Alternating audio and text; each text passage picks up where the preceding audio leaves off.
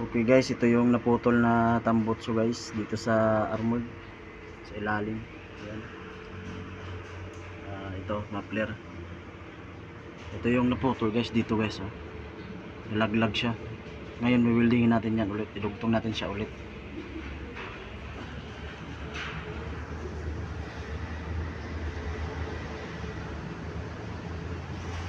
Idugtong natin ulit guys, tapos ayusin natin pag welding nung wala nang nalabas na usok, para yung driver at saka yung squirt at saka yung mga tailor yung mausukan sa loob, kasi maapektuhan din yung aircon nito. Papasok ko sa aircon igupin to ng aircon tapos ibubuga doon sa kanilang mukha, kawawa naman. Ayusin natin to guys.